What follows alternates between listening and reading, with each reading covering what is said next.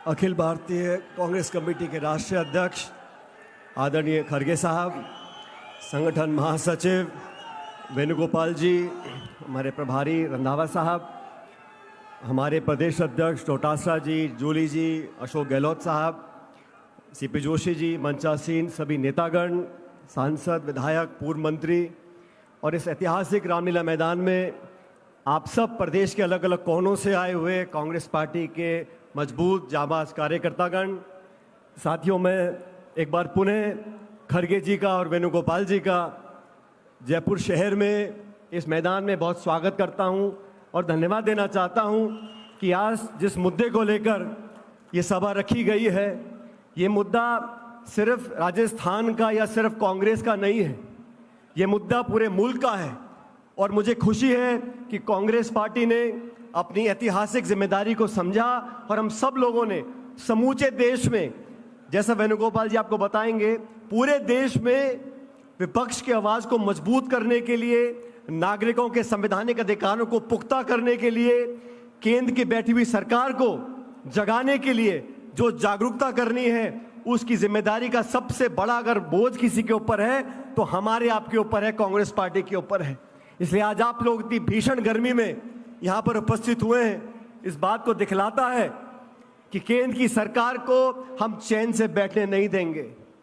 संविधान पर जो प्रहार हो रहे हैं उसको समझना चाहिए। संविधान की रक्षा की बात राहुल गांधी जी क्यों करते हैं?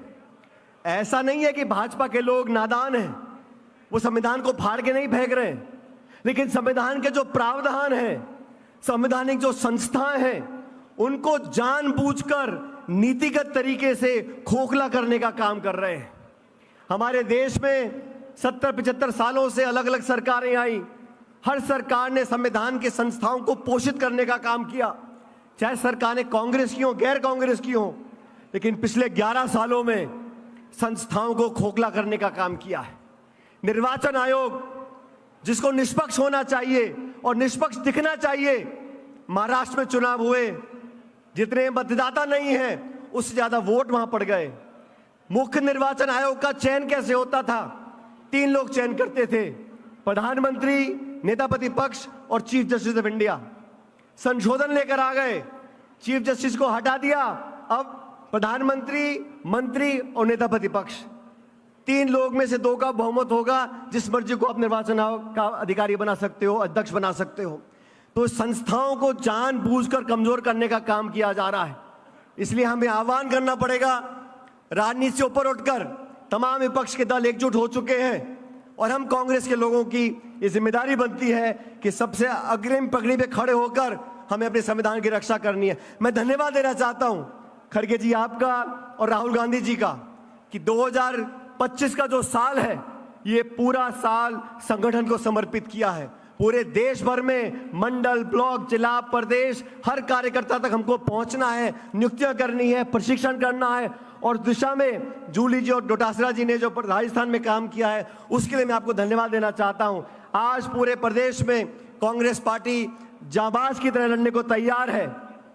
अभी जितेंद्र सिंह जी बोल रहे थे, जो आतंकी हमला पुलवामा में हुआ वो देश पर प्रहार है, ये जाति धर्म बिरादरी की बात नहीं है।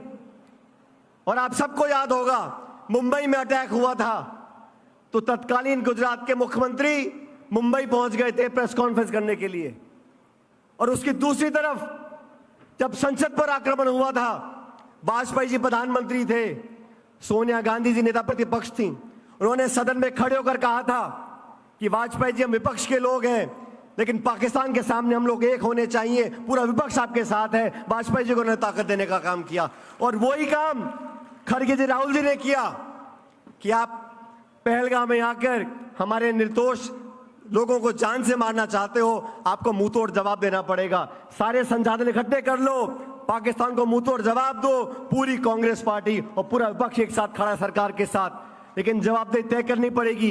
ये चूक क्यों हो रही है, किसकी निगरानी में हो रही है, कौन जिम्मेदार है, इन सबके जवाब हमको मिलने चाहिए। इस नाजुक मौके पर पूरा देश आज एकजुटता से खड़ा है, लेकिन जो आतंकवादी चाहते हैं जो पाकिस्तान चाहता है कि धर्म मजहब के नाम पर इस देश को बांटा जाए, उससे हमें सावधान रहना पड़ेगा। और ये जिम्मेदारी भाजपा नहीं निभाएगी, ये जिम्मेदारी कांग्रेस को निभानी पड़ेगी, आप लोगों को निभानी पड़ेगी।